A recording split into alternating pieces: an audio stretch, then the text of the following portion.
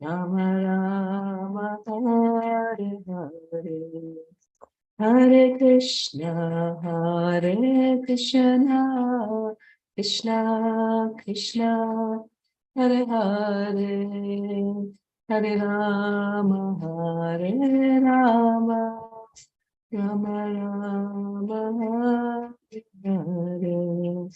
Hare Hare Krishna Krishna Krishna Hare Hare Hare Rama Rama Rama Hare Hare Hare Krishna Krishna Krishna Hare Hare Hare Rama Rama Rama Hare Hare Jaya Radha Damodara Radha Damodara Radhe Jaya Radha Damodara Radha Damodara Radhe Jaya Lalita Vishaka Shri Radhe Jaya Lalita Vishaka Shri Radhe Jaya Nitai Gora Sindha Gora Hari Jaya Nitai Gora Sindha Gora Hari Jaya Jaya Prabhupada Jaya Jaya Prabhupada Jaya Jaya Prabhupada Jaya Jaya Prabhupada Jaya Jaya Gurudev Gurudev Jaya Jaya Jaya Gurudev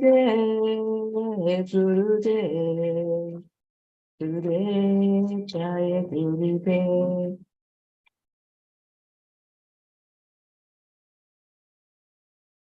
Jayam Vishnupad Paramahamsa Parivrajikacharya Astadata Srimad His Divine Grace A.C. Bhaktivedanta Swami Srila Prabhupada Ki Jai Samaveda Bhakta Vrinda Ki Jai Gaur Premanande Hari Hari Bol all glories to the symbol devotees.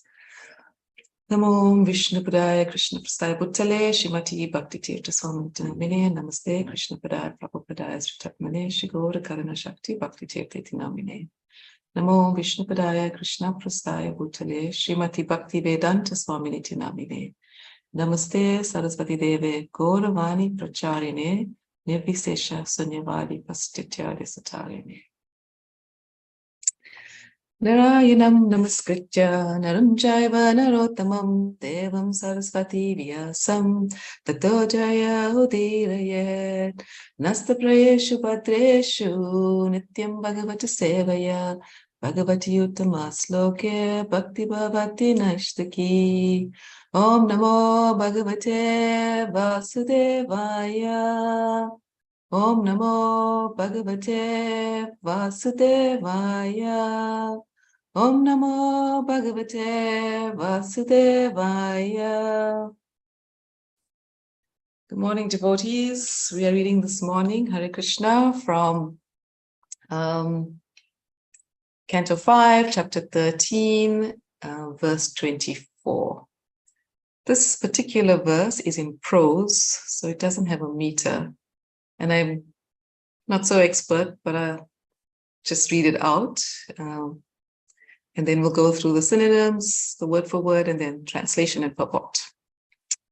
The verse in Sanskrit, Shri Sukha Vacha Ityavamutara Mataha Saivai Brahmarshi Suttaha Sindhu Pataya Atma Satatvam Viganyataha Paranubhavaha Parama Karunika Chayo Patishya Rahuganena Sakuranam Abhivandita Charana Apurnarnava Iva Nibrita Karunorm Yashayo Taranim Iman Vichachara.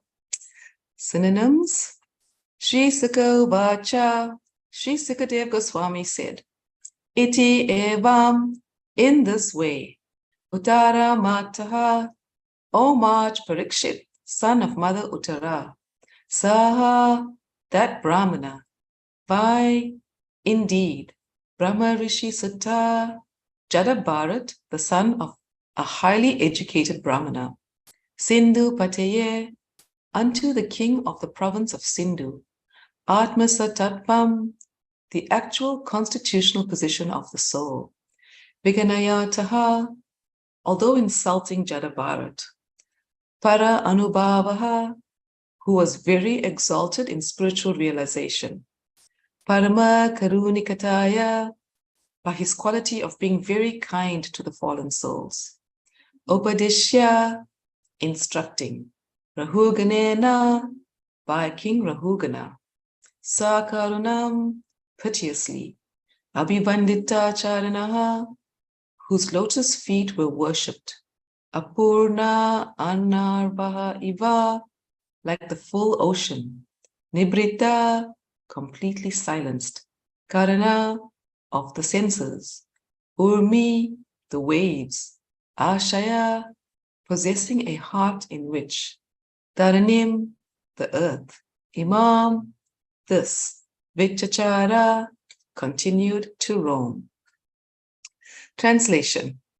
Srila Sukadev Goswami continued, My dear king, O son of Mother Uttara, there were some waves of dissatisfaction in the mind of Jada Bharat due to his being insulted by King Rahugana, who made him carry his palanquin.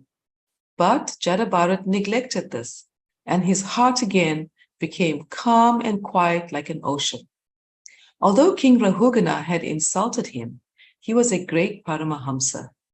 Being a Vaishnava, he was naturally very kind-hearted, and he therefore told the king about the constitutional position of the soul. He then forgot the insult because King Rahugana pitifully begged pardon at his lotus feet. After this, he began to wander all over the earth just as before. Purport by His Divine Grace, A.C. Bhaktivedanta Swami Srila Prabhupada Ki Jai. In Srimad Bhagavatam, Canto 3, Chapter 25, Verse 21, Kapila Dev describes the symptoms of great personalities. Titikshava Karunika Surhida Sarvadehinam. A saintly devotee is certainly very tolerant. He is the friend of all living entities, and he does not create enemies within the world. A pure devotee has all the qualities of a sadhu. Jada Bharat is an example of this. Due to the material body, his senses were certainly agitated when he was insulted by King Rahugana. But later, due to the king's humble submission, Jada Bharat excused him. It is the duty of everyone desiring to return to Godhead to become submissive like King Rahugana and beg pardon of Vaishnavas one may have offended. Vaishnavas are generally very kind-hearted.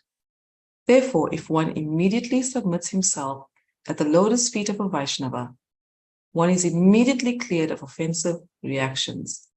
If one does not do so, the reactions will remain and the results will not be very palatable. End of purport. Translation again, it's a long one.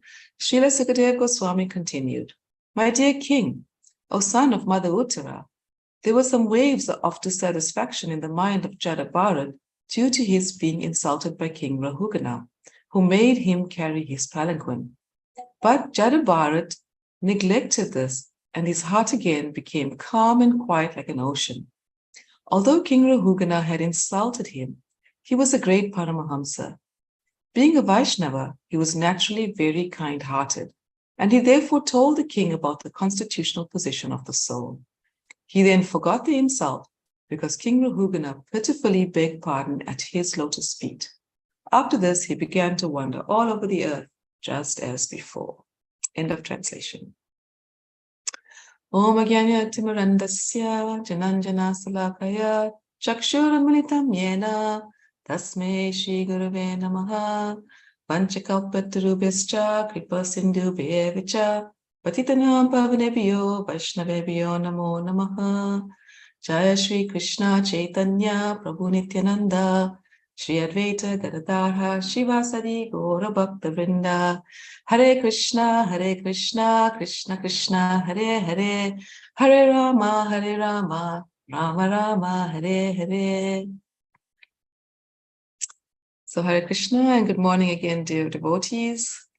We come to the third last verse of this chapter, and it's getting a little more soothing to know that there are options regarding all the devastating instructions we heard prior, especially the talks between King Rahugana and Jadabharat, and the insult that Jadabharat had received and his reaction to this.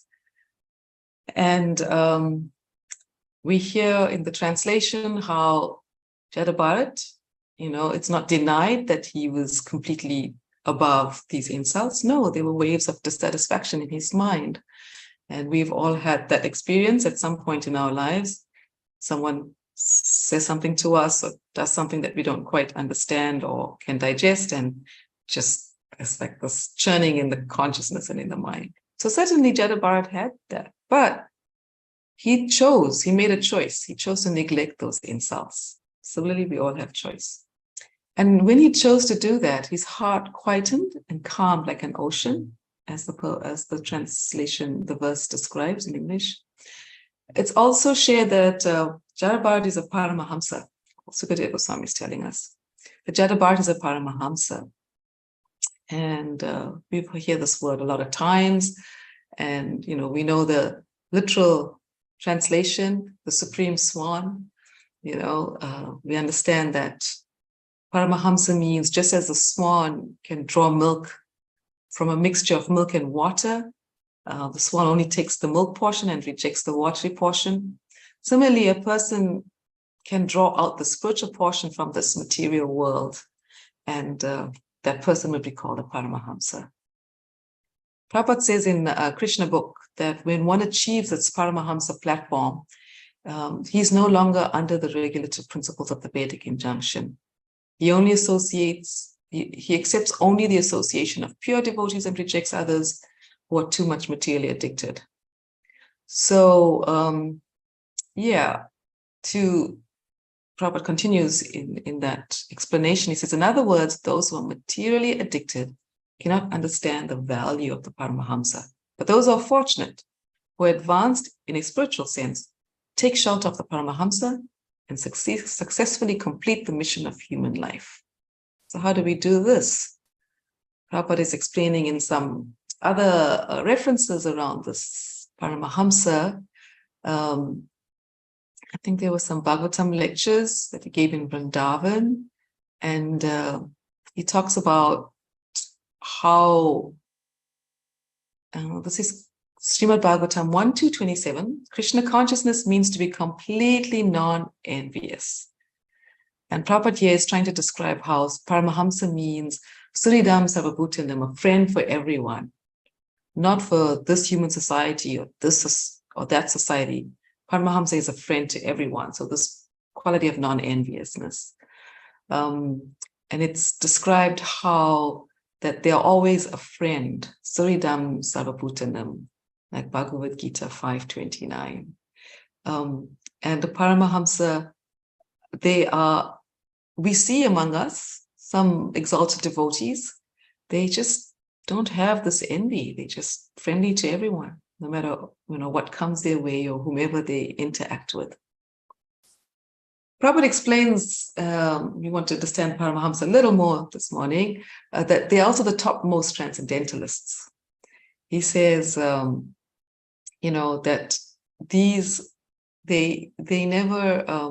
they're always satisfied, just being in spiritual association. They don't hanker for anything.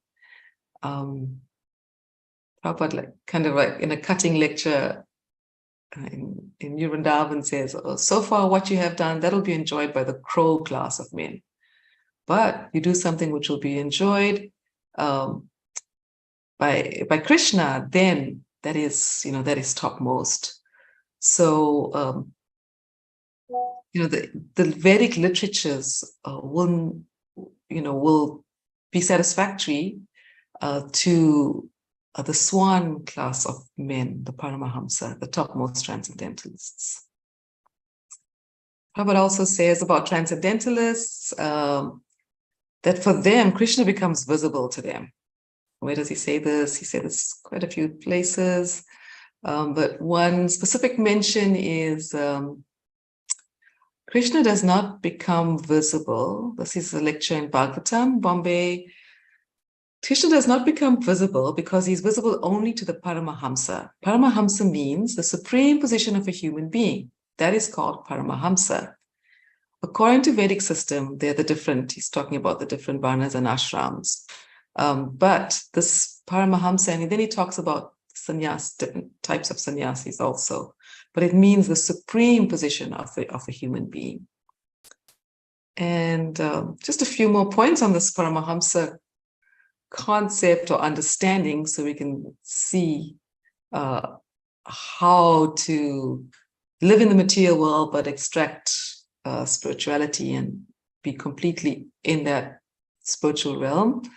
A Paramahamsa means that although they are in the material world, they have kicked out the material things, but he has taken Krishna. So Prabhupada said this in another lecture, and he said, this is the Paramahamsa. Krishna is there. Krishna is everywhere. That's all it is for them. And so I think there's more kind of references. And then we also hear Shukadev Goswami explain that after the agitation of the mind in Jata Bharat, he chose to neglect that insult. He is a Paramahamsa. And then this kind of statement is made that Vaishnavas are naturally kind-hearted. And what do? They also explain the position of the soul. So they're naturally kind-hearted and they're always giving knowledge. And then we hear how Jata Bharat forgot the insult, kept roaming. And part of the reason of why he did that is, one, he chose to neglect it, and two, because the king pitifully begged. He just did not beg, but he pitifully begged pardon. And then Prabhupada from that verse extracts some themes in the purport.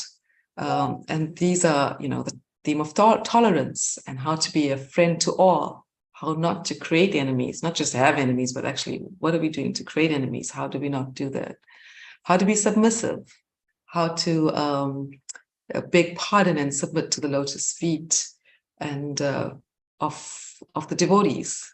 And what happens when we don't? That there's actually unpalatable reactions. So in the purport, we see that the first verse Prabhupada references is the famous verse in Bhagavatam, Chitikshava Karunika Suridhar Savadehinam Ajata Satrava Santaha Sadavaha Sadhukushanaha. That translation says, the symptoms of a sadhu are that he is tolerant, merciful, and friendly to all living entities. He has no enemies, he is peaceful, he abides by the scriptures, and all his characteristics are sublime. It's a very instructive verse about how this tolerance, the Titikshava, the Karunika, mercy, and the Surida, the friendship is so essential in a Vaishnava, in a sadhu, the symptoms of a sadhu. So Prabhupada then it goes on to explain, and this is Jata Bharat, also that these qualities are in him, that a sadhu is a devotee of the Lord. His concern, therefore, is to enlighten people in devotional service. And that is his mercy, not something sentimental. He's actually giving knowledge and he's giving understanding of what is devotional service. And he knows that without devotional service to the Lord, the human life is spoiled. And so he goes everywhere, be Krishna conscious, become a devotee, always spreading this mission and requesting the conditioned souls. Don't spoil your life in simply fulfilling your animal propensities. Human life is meant for self-realization, Krishna consciousness. So these are the preachings of a sadhu. He's never, ever satisfied with his own liberation. He's not like salvationistic. It's just let me just get myself back home to God, and okay, everyone else just have to do their own thing. So no, he's always thinking about others. He's the most compassionate personality towards all the fallen souls. So therefore his qualifications are karunika, great mercy. But we know that, and many devotees have themselves experienced this firsthand, while we are endeavoring in this way, giving all this mercy, there might be, as Prabhupada calls them, opposing elements. And so therefore the sadhu has to be tolerant. So all been ill-treated at some point in life trying to give out this knowledge, because the conditioned souls are not always prepared to receive such transcendental knowledge of devotional service. Prabhupada says they do not like it, that is their disease. So the sadhu has the thankless task of impressing upon them the importance of devotional service. And sometimes, devotees have even been attacked with violence. In this particular purport, Prabhupada references Lord Jesus Christ, how he was crucified, Haridas Thakur caned in 22 marketplaces, even Lord Nityananda himself violently attacked by Jaga and Madai. But Prabhupada says they were still very tolerant because their mission was to deliver the fallen souls. So the qualifications of the sadhu is that he's very tolerant and merciful. Because he's a well-wisher to everybody. And it doesn't only extend to human society, it extends to animal society. And here, therefore, this quality of this friendship, not considering the body, Sarvadehina, we know that all living entities have material bodies. So he's looking at all bodies, the animals, the humans, everyone. So he's extremely merciful. We hear the famous example of Shivananda Sen, who gave liberation to a dog by treating the dog transcendentally. That's how Prabhupada describes it in this particular purport. And he was able to get salvation.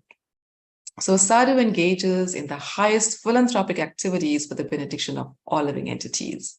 At the same time, he's never inimical towards anyone. And in this way, he may have enemies, but he never creates them, and is never inimical.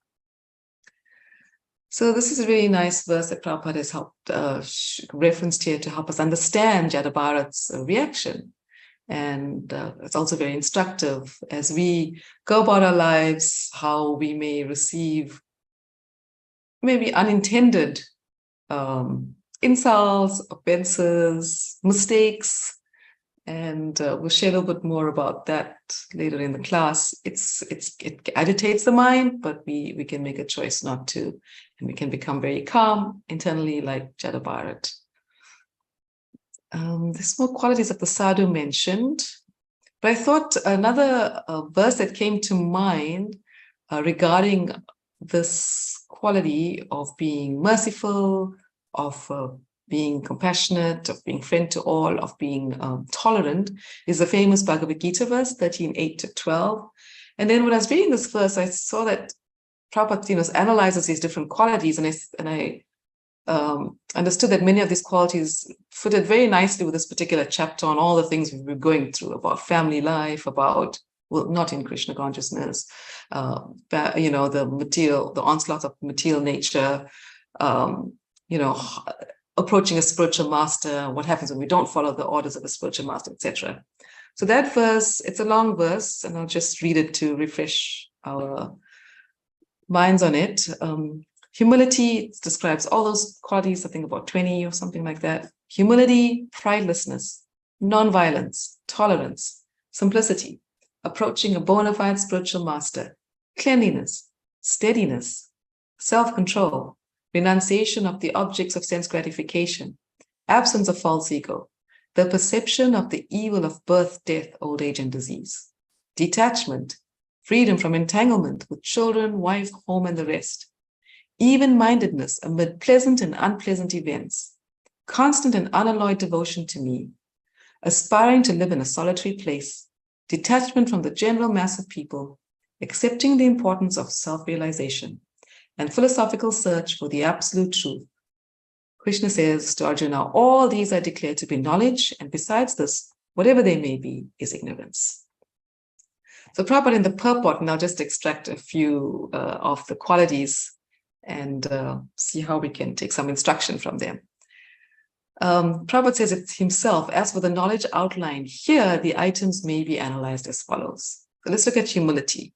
There's a nice definition of humility here. There are numerous definitions throughout Shastra, but here Prabhupada says means that one should not be anxious to have the satisfaction of being honored by others. You know, how many things we do to receive honor, and how much anxiety that creates within us. So Prabhupada is very clear here. He says humility means don't be anxious to have the satisfaction of being honored by others. The material conception of life, we know, makes us very eager to receive honor from others. But from the point of view of a man in perfect knowledge who knows that he is not the body, Prabhupada explains honor, dishonor, whatever it is, pertaining to the body is completely useless. So Prabhupada is encouraging us, don't hanker for this material deception. You know, sometimes even for religion, you know, we're anxious to be famous for religion, or, you know, to be in this group or that group. But for actual advancement in spiritual science, Prabhupada is inviting us for the rest of these analysis that he's doing. He says one should have a test to see how far he's progressing, and he can judge by these items. So we can do a little checkbox with ourselves.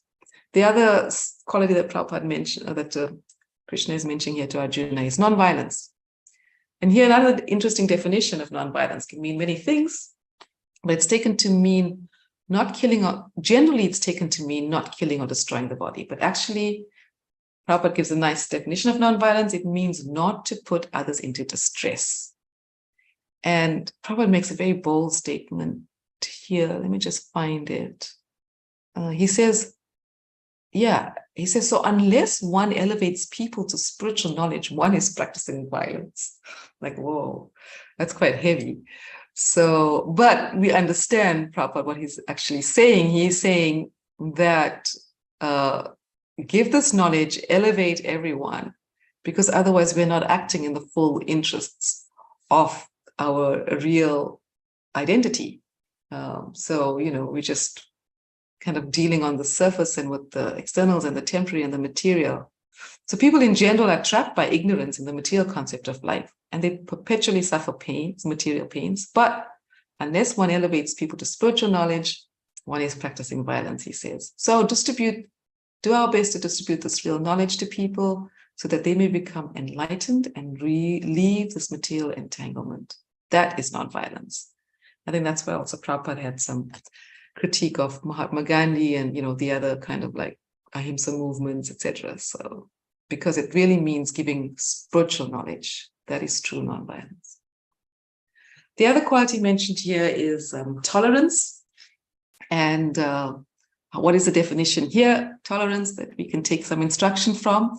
It means that one should be practiced to bear insult and dishonor from others. So typical here that we're hearing in this particular chapter and verses now towards the end. And if one is engaged in the advancement of spiritual knowledge, there'll be so many insults and much dishonor from others. I mean, we've experienced it. We've experienced friendships break down. We've experienced, you know, just real harsh words and behaviors from loved ones. That is there. It's to be expected. Prabhupada says because material nature is so constituted. And we know of Prahlad Maharaj, only five years old. He was cultivating spiritual knowledge, and here he's endangered by his own father, Prabhupada explains, because he was so antagonistic to his devotion. But Prahlad Maharaj, you know, underwent so much suffering, constantly focusing on the Supreme Personality of Godhead. So there's so many impediments to making advancement in spiritual knowledge. So many. But Prabhupada is encouraging us, be tolerant in this particular verse. Krishna is saying to Arjuna, be tolerant, continue progress with determination. Whether it's, you know, the things that trouble us from within, in our mind, from others, what's happening in the world, etc. But it's very instructive. Be tolerant and continue and progress with determination. A few other qualities that are mentioned here. One of them, and I thought we kind of like maybe relevant to touch on a little bit, given our Simple living, high thinking. Sometimes I wonder, what does it actually mean? But at least the quality of simplicity is described here. Prabhupada says, without diplomacy, one should be straightforward that he can disclose the truth even to an enemy. And then Prabhupada even goes on to bring in the acceptance of a spiritual master. He says that is essential because without the instruction of a bona fide spiritual master, one cannot progress in spiritual science. So we told previously, tolerate. We told to give out spiritual knowledge. We told not to hanker for and be eager to receive honor. And now we directed towards being sure to understand that it's essential to accept a spiritual master if we want to progress. So how do we approach a spiritual master? We bring on all those other qualities we just heard about with humility. We offer service, the famous verse, because he is a bona fide representative of Krishna. And when we do this, Prabhupada says two almost like contradictory things, and one is very controversial in this particular purport. He says, because a bona fide spiritual master is a representative of Krishna, if he bestows any blessings upon his disciple, that will make the disciple immediately advanced without the disciples following the regulative principles. Or the regulative principles will be easier for one who has served the spiritual master without reservation. For me personally, I choose to focus on how can the regulative principles be easier to follow, and how can I serve the spiritual master without reservation? There's definitely no option that, oh yes, I got so much mercy, don't follow. That's not what Prabhupada is saying, and that's not the message. But Prabhupada is saying how potent the blessings, how powerful the blessings of the spiritual master are. And then we can do this mental check. What difficulties am I having regarding regulative principles? So, and here's the key to unlock that. Am I serving the spiritual master without reservation to be able to access such mercy? Because it will actually make it easier, as Prabhupada is describing in this purport. Another quality is steadiness, because, after we're given all these instructions, there'll be things that throw us off the path, but we are always encouraged to be determined and make progress steadily in bhakti. Because and what is required? Determination, because without such determination, it's very difficult to make tangible progress. And what do we need for that? We need some self-control. We cannot accept anything that's detrimental to our spiritual path. And so Prabhupada invites us in this purport to the Bhagavad Gita verse that we're unpacking, that touches on the different themes that came through this chapter in Jadabharat and King Rahugana's exchanges. He's encouraging us, become accustomed to this pursuing with determination, and reject anything which is against the path of spiritual progress. And there Prabhupada says, this is real renunciation. So we also heard about, false renunciation, monkey renunciation, in Jadabharat's instructions also. So the senses are so strong that we're always anxious to have sense gratification. I mean, aren't we? Even in devotional life, we crave a few things, maybe usually around prasadam. But, we try to purify our senses. But we encourage not to cater to these demands, which are not necessary. We encourage that the senses should only be gratified to keep the body fit so that we can discharge our duty in advancing in our spiritual life. And we know this kind of formula, all the senses engage the tongue to taste Krishna prasadam, vibrate the holy name, engage our ears to hear about Krishna, smell the flowers, and really, this is the process of devotional service. And here Bhagavad Gita is simply expounding the science. But devotional service, we know, is the sole and main objective. And then maybe two more qualities we can take from this particular verse. The big one, the false ego, we accept the body as oneself, but we don't always remember that we're spirit soul. So that's a big impediment.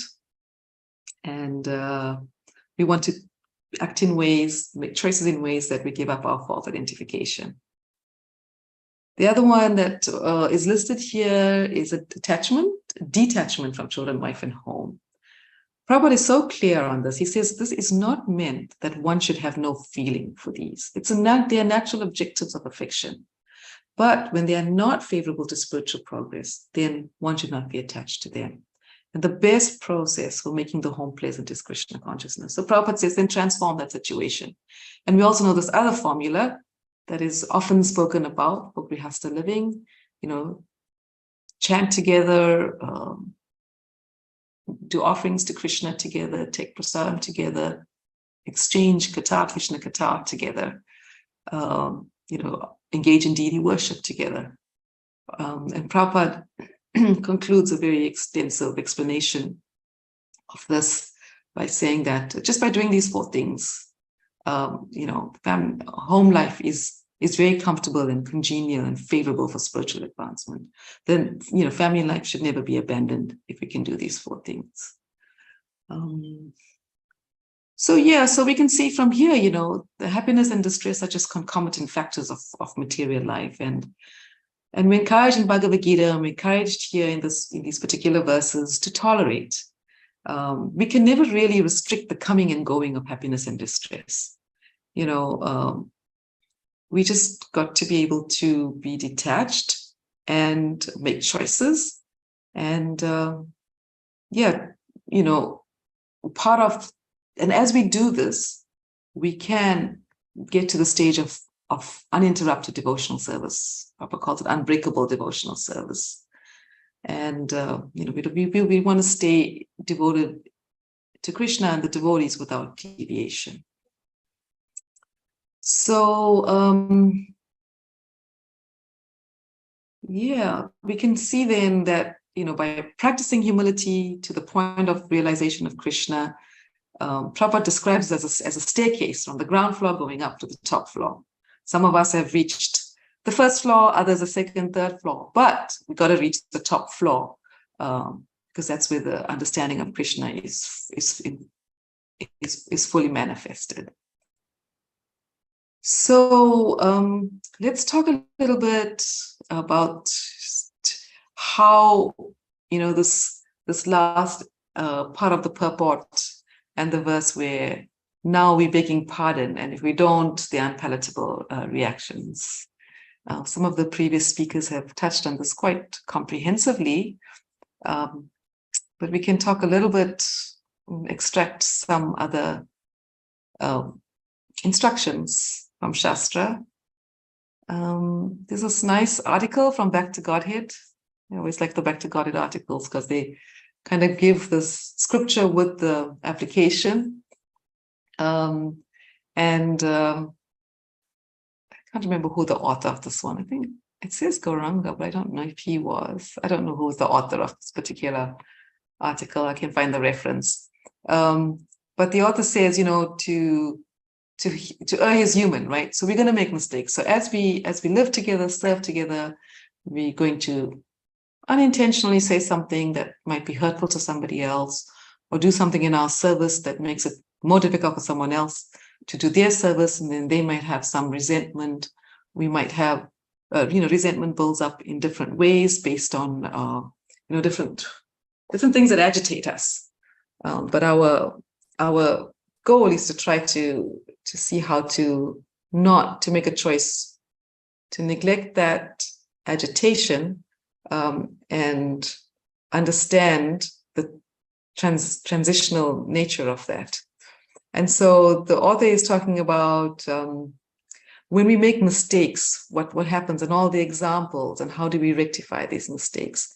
He gave one example, actually, and I found that interesting, and I didn't reference it, but in Bhakti Tirtha Maharaj, Guru Maharaj's a biography, The Black Lotus, he says it's at one point, the time when Maharaj was taking a break from the library party, he was with Prabhupada, and apparently Prabhupada had some injury on his hand and leg, and he asked Maharaj to put some neem paste on that. So as Maharaj was doing it, his hand was shaking like anything. And the medicine started spilling all over Srila Prabhupada's dhoti and kurta. And Maharaj thought, oh, now Prabhupada is just going to shout at me and kick me out of the room. But Prabhupada, it's related that Prabhupada did not speak anything but just smiled. And so Maharaj expresses that he got this realization that, even if I make mistakes, Srila Prabhupada will love me and not reject me. But that doesn't mean that I continue making mistakes. I should learn from them and try to transform. So this is our mood, that we can't avoid them. This is the nature in the material world. We're conditioned, and so that is there. But what the main point is, we don't repeat our mistakes. We are very careful in dealing with each other, and we learn from them and we transform ourselves. So this is a very important principle in our spiritual life, and I'm reminding myself about it. Because we're on the path of sadhana bhakti. And sadhana bhakti means practice. So we got to practice being this way. So how we transform and change, that's most important. There are many examples of mistakes or times of exchanges of intense insults. I mean, the Bhagavatam is full of those. And it's even, I think, worse than even what happens currently among devotees. Contemporary devotees are quite mild, I think. But, the powers of anarthas are deep, and they just really overwhelm one's intelligence. And under the influence of these anarthas, one can be impelled to do things from within, which one may not want to do. We hear of the famous example of Dhruva, the hurtful words of his stepmom. That was very hurtful, and how he chose to deal with that. You don't sit and mope and get depressed and his life was over. No, he made a choice to, and of course on the guidance of his mom, and what started off as a lot of anger building up, turned to be something that he turned to Krishna eventually. That silence of the king when little Dhruva was rebuked for sitting on his lap, stirred up such violent turbulence in the heart of little Dhruva. And the king eventually, I think, repented, right? I mean, so there's some repentance that's needed. There's always repentance that's needed. And we make mistakes, we stay in devotional service, and we beg for forgiveness, and we repent, and we genuinely attempt not to make those mistakes again. We know the example of Ajamil in terms of, just under the influence of lust and being enchanted, but at least he called out Narayan, and the Vishnu Dutas appeared. So, he utilized his second chance book. So, and so, we understand to commit a mistake is not wrong, but taking the opportunity of transformation and making a commitment not to repeat the sin, that's the most important principle. There's another obviously the other famous pastime was with Kashyapa Muni, and the untimely requests that were made of him. So that was more devastating, all that came up afterwards. Some offenses can have devastate, give birth to demons. It's like, it impacts the whole universe in these pastimes. But others, maybe they're smaller and they don't have such an impact. But, the more exalted one is, and we offend those individuals, it's like quite heavy. Of course, anyone that we offend. But what is nice that we've understood, not what is nice, but what is consoling that we understood is that these exalted devotees and all devotees are naturally kind-hearted. And so their willingness to forgive is kind of something that will save us, provided we make the choice to beg pitifully like King Lahugana did. So,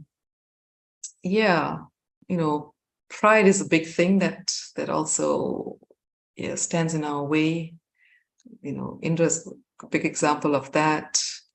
So many instances and pastimes where pride rears its ugly head, attacks us, and this fall down. Whether it's to guru, whether it's in a yagya, so there's like just different things happening all the time. There are many more examples, and I'm just being mindful of time, so I want to pause and just wrap up a little bit so that we can have some questions and conversation. So we're seeing here that, when we take to devotional service, we want positive transformation. And we're given such interesting instructions in this particular verse and purport. Interesting in that I think it's doable, attainable instructions. And that's why I appreciate these verses so much, that as much as we hear about the intensity of the material world, we're told how, we're given proper guidance on how to navigate that. Jada Bharat was instructed, there were waves of dissatisfaction. He chose to neglect those insults. His heart was quiet and calm. We understand him to be a Paramahamsa. And Vaishnavas are naturally kind-hearted. They always give knowledge and compassion and kindness and merciful. The king particularly begged pardon. Jada Bharat then forgot the insult and kept roaming. This morning we talked about tolerance and the famous verse on how to be merciful and friend to all, and how to beg pardon, and how to avoid unpalatable reactions. So the verse again, and then we'll open up for questions, is, sorry, I'm just getting the verse, the English. Srila Sukadeva Goswami continued, my dear king, O son of Mother Uttara, there were some waves of dissatisfaction in the mind of Jada Bharat due to his being insulted by King Rahugana, who made him carry his palanquin. But Jada Bharat neglected this, and his heart again became calm and quiet like an ocean. Although King Rahugana had insulted him, he was a great Paramahamsa. Being a Vaishnava, he was naturally very kind-hearted, and he therefore told the king about the constitutional position of the soul. He then forgot the insult because King Rahugana particularly begged pardon at his lotus feet. After this, he began to wander all over the earth, just as before. Thank you, devotees. Any comments, questions, corrections, reflections, realizations?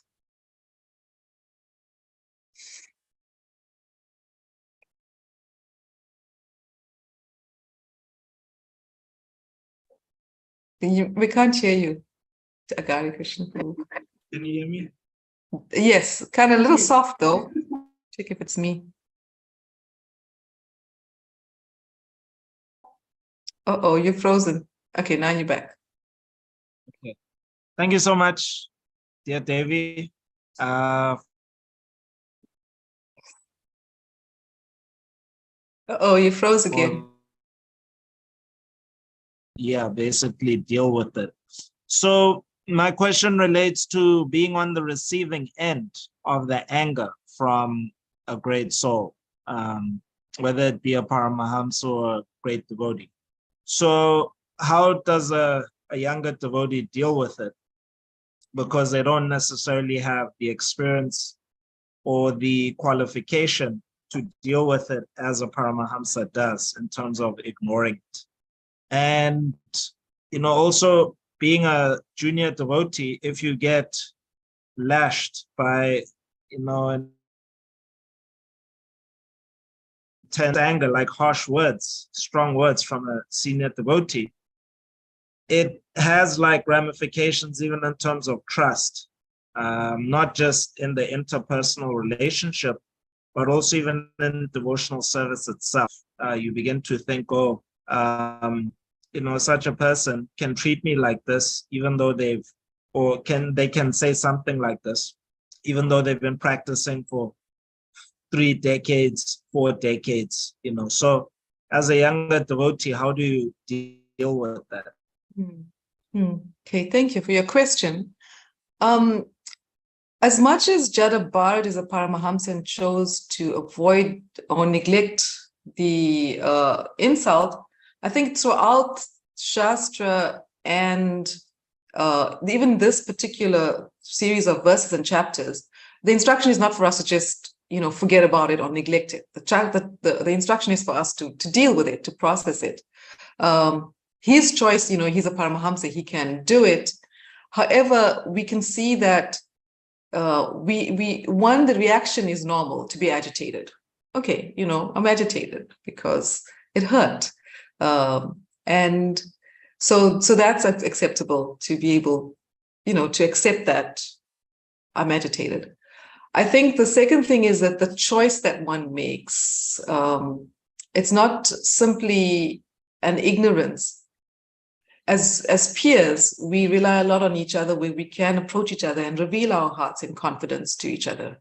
So it's important to speak out how that particular insult or offense has hurt us with each other confidentially, with a mood of not, putting down someone. Of course, in a wave of pain and hurt, so much can be said, and we can express that. I think Srila Prabhupada is encouraging us that, and not just to ignore something, but to actually deal with it.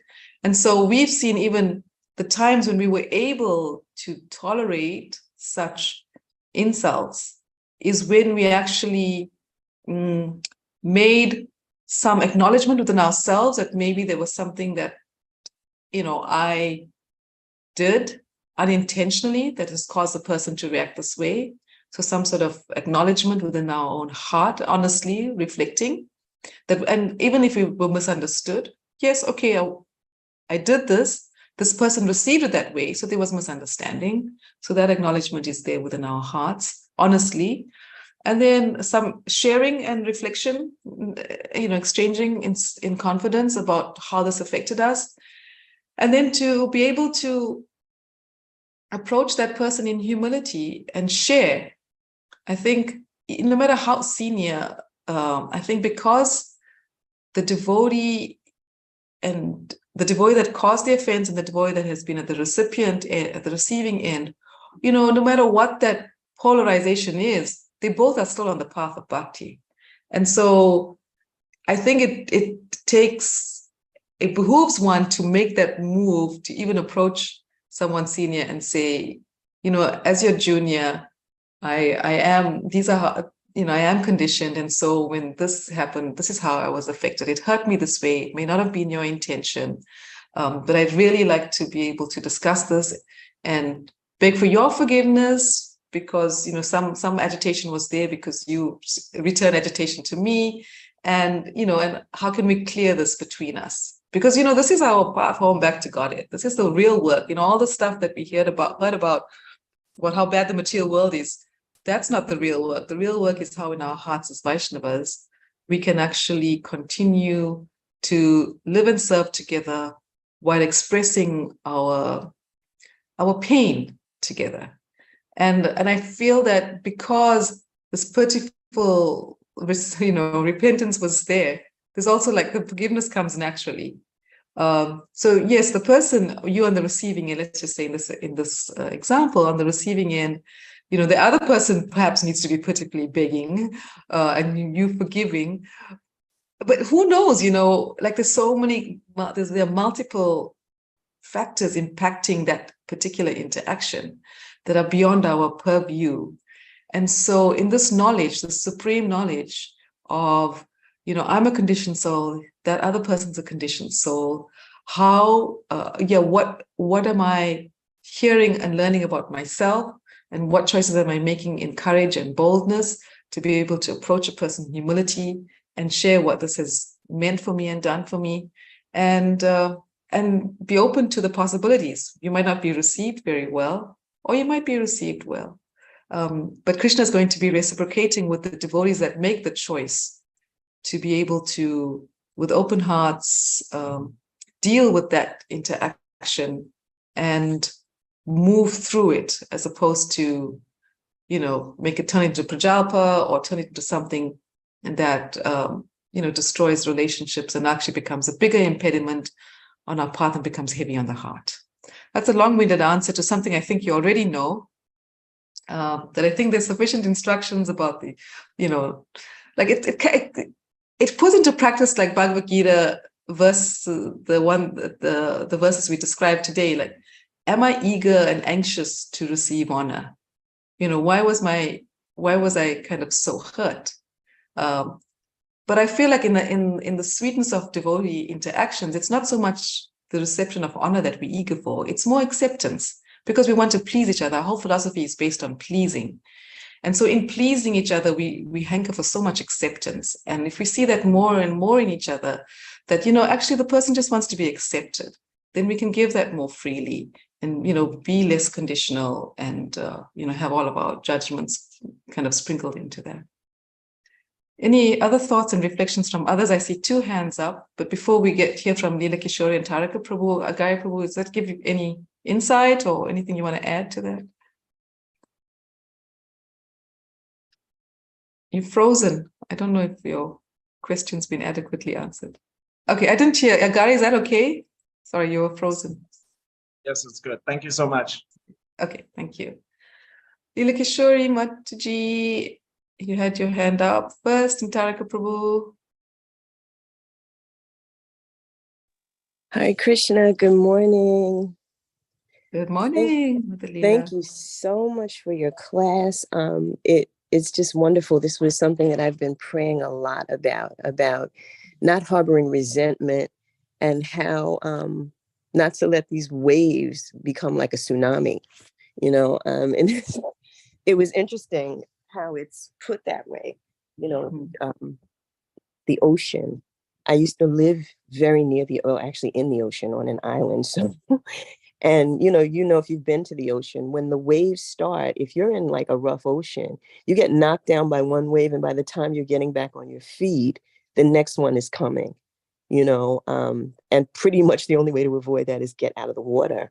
And so I was looking at this and thinking about how even in the world, we carry these things. I was thinking about 9/11 actually, and this whole mentality of forgive, but don't forget, or like never forget, and how it says here that his mind was disturbed first, but by not, I guess, ruminating on it, because the insult happens and it's done. Bam, it happens. Someone said something, did something that upset you.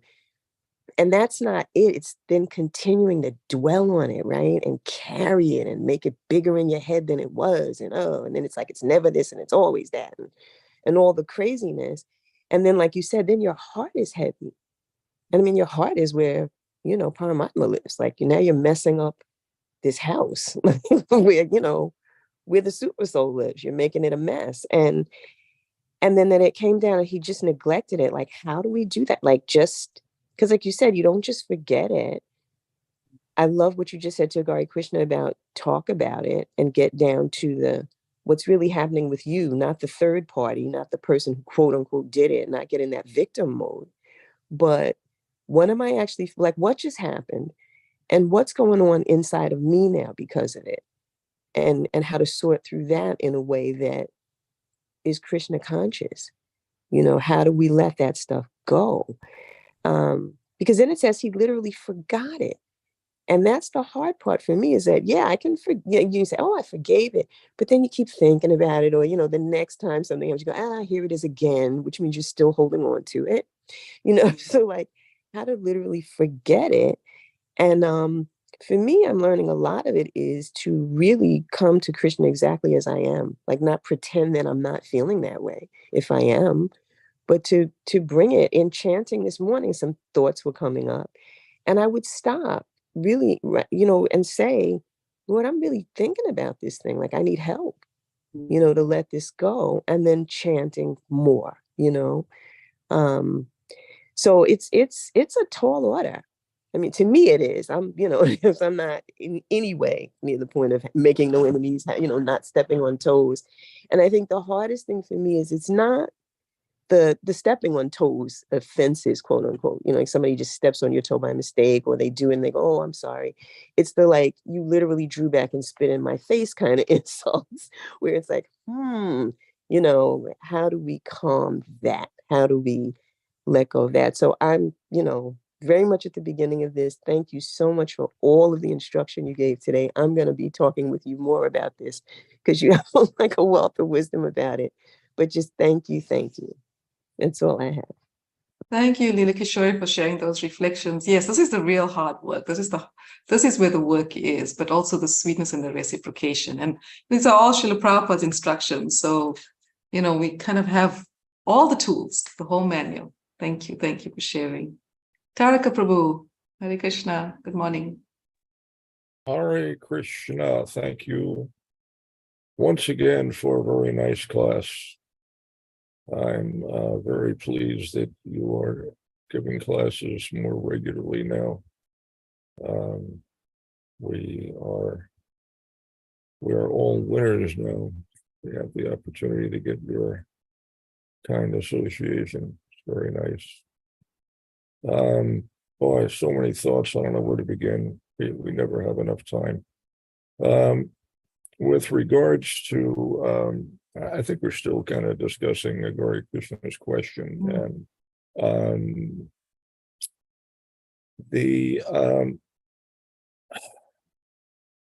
trying to think of how to present this concisely. I'll tell you that sometimes in the society of Vaishnavas there are some heavy dealings. Sometimes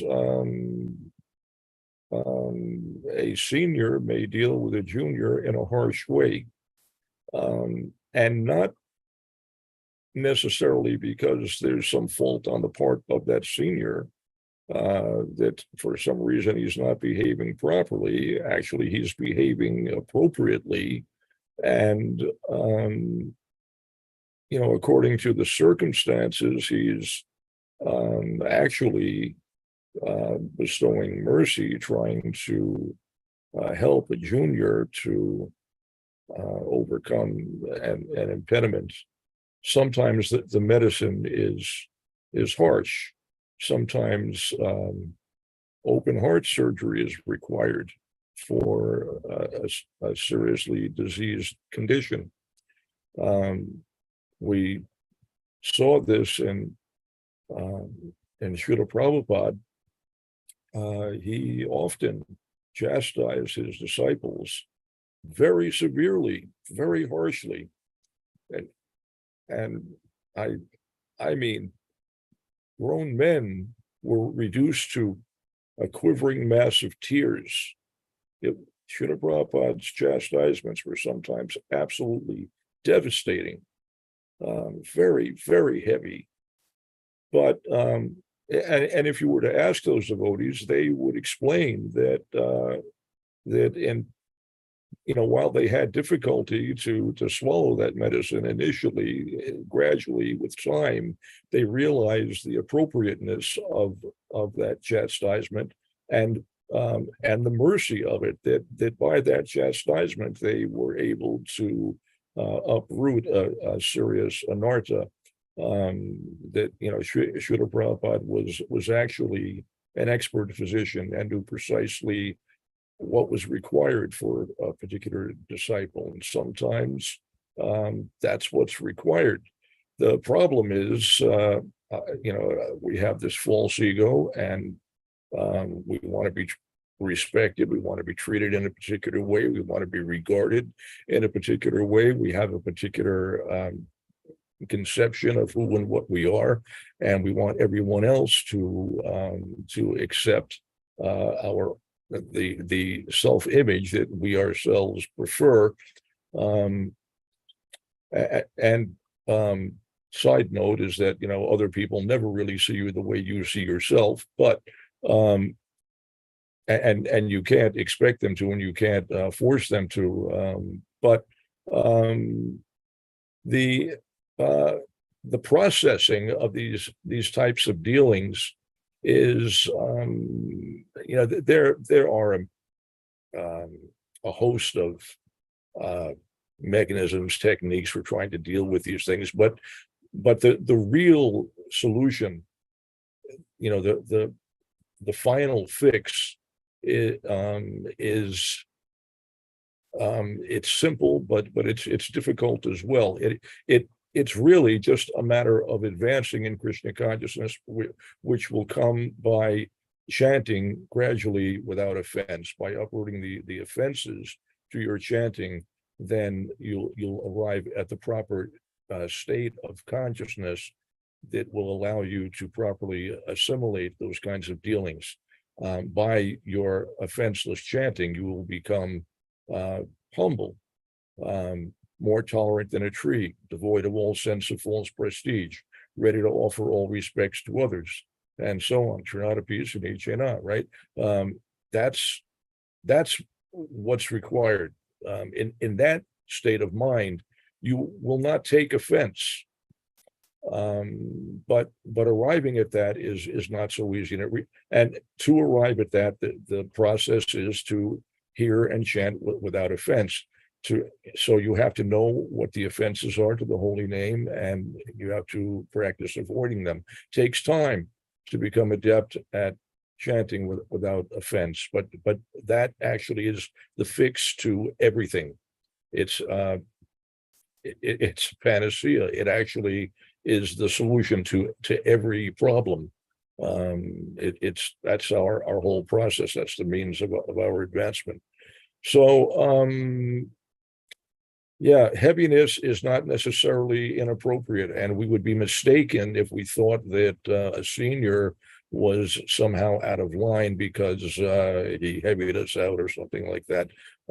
Maybe sometimes, in some cases, due to someone's imperfections, they may be acting inappropriately, but not necessarily.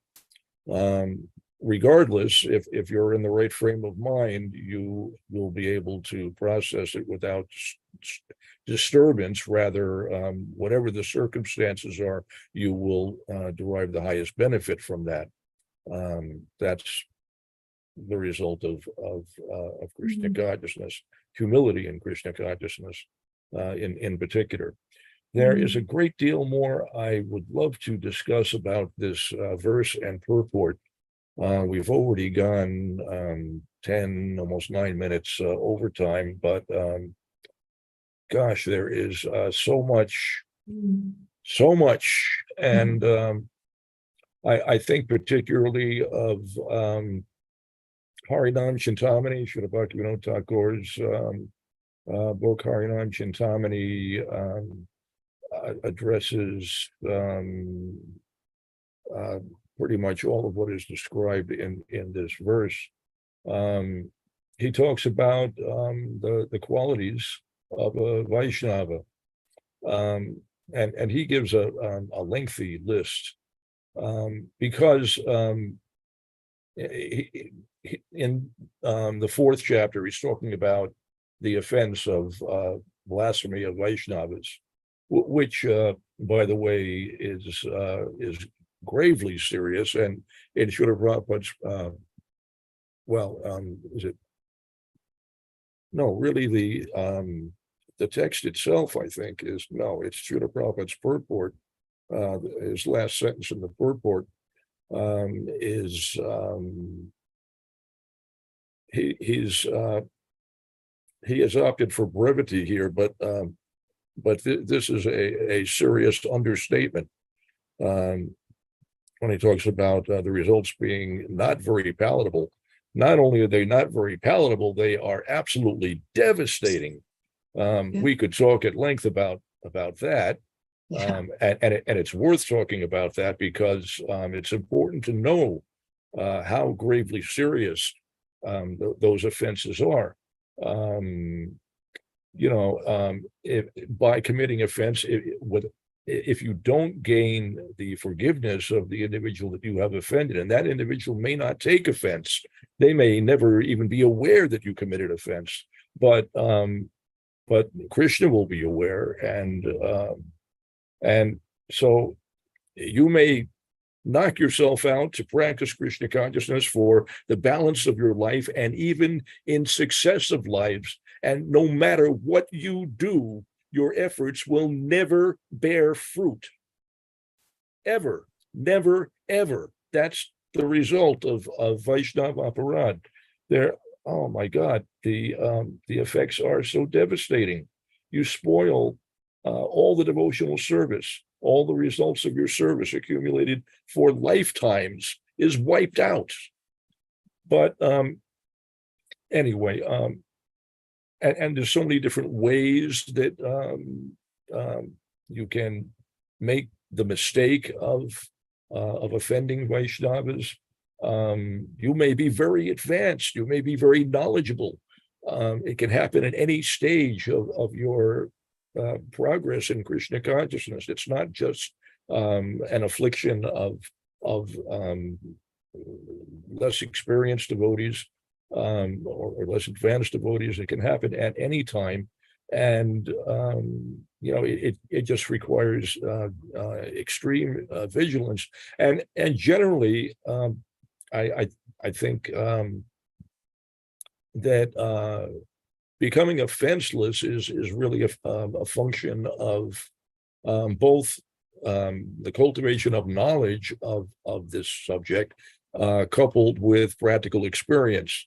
Because experience is the best teacher, and we're gonna make mistakes, no matter how hard we try. We're gonna make those mistakes and suffer through the consequences, and seek the solutions. If you go through that a few times, you learn real well that that this is something that strictly has to be avoided. Bhaktivinoda Thakur in Harinam Chintamani takes the time to define who is a sadhu, and so there's this list of the different qualities. But interestingly, he explains that there are two types of characteristics. There's the long list. Those are actually the secondary characteristics. But the principal characteristic, which he describes, is one characteristic, which is exclusive surrender to Krishna.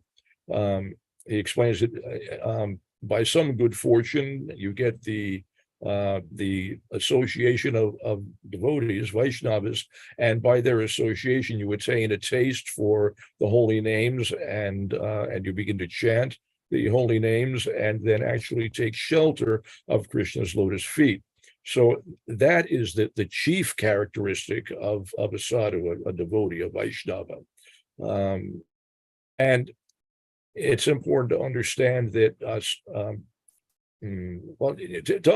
to understand this, the reason this is discussed is that devotees will make the mistake sometimes of thinking that I'm in a lot of trouble if I offend an advanced devotee, but those that are not pure devotees or less significant, less advanced devotees, I can deal with them differently, and it may be a little offensive, and that's going to be okay. That's not a big deal, and that's not the case, because one definition of a Vaishnava is anyone who has even once chanted the holy names.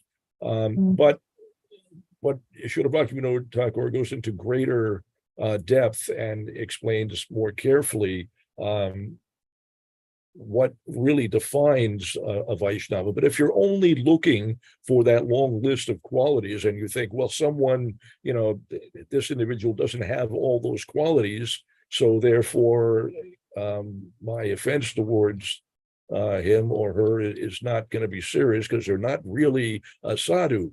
But that's not necessarily true.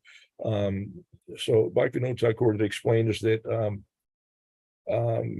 the secondary characteristics, which is that long list of qualities, it includes things like mercifulness, tolerance, equality, truthfulness, devoid of a concept of ownership, freedom from lust, regulated in their eating and other habits, peaceful, possessive an apathy to materialism, patient, steadiness, attentive, grave, and it goes on and on.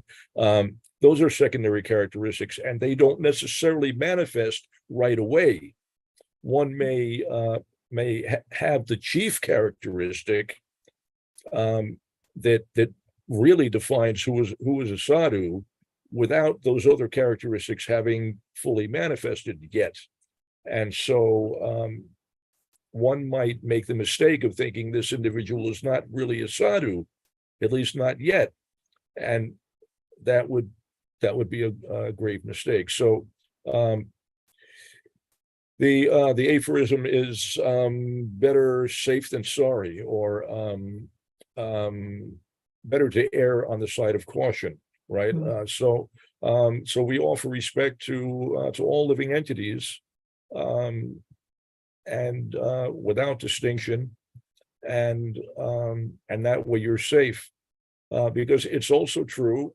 And that was it the last text that there are all kinds of sadhus that are covered, they're hidden, they're disguised. You won't necessarily recognize them right away, and sometimes either by their own intention or otherwise, their behavior does not appear to be that of a Vaishnava. You could make the mistake of thinking this is a gross materialist. There are such examples in Chaitanya Charitamrita, for example, great devotees who appear to be grossly materialistic, but actually were extraordinarily advanced in their Krishna consciousness. So that also happens. So the only safe path then is you have to be respectful of everyone and just never commit offense. Gosh, I could go into so much more detail here, and it's so immensely valuable. These are all things that we have to know in order to avoid the pitfalls and landmines in devotional life. But we're out of time, so I'll stop there. Hare Krishna, thank you again. Thank you, Thakur Prabhu, for adding those making those essential additions to this morning's class. Yes, absolutely. On the philosophical level and at the topmost level, the chanting is our absolute shelter, and that is the panacea. And everything that's designed in the program that Prabhupada gave us is to support our chanting and make it more attentive and more offenseless. All the instructions, and somehow, as devotees, we sometimes just don't get it, and we look to other things. And on the psychosocial level, there's so many tools that we can draw on, and so many other ways. Ultimately, it's coming down to our relationship in those japa moments with Krishna, that determines our choices and our impact on each other. So thank you so much, Thakur Prabhu. Thank you for devotees for your kind participation and presence. All glories to Srila Prabhupada, all glories to Srimad Bhagavatam, and we'll see you soon. Thank you. Hare Krishna. Signing off.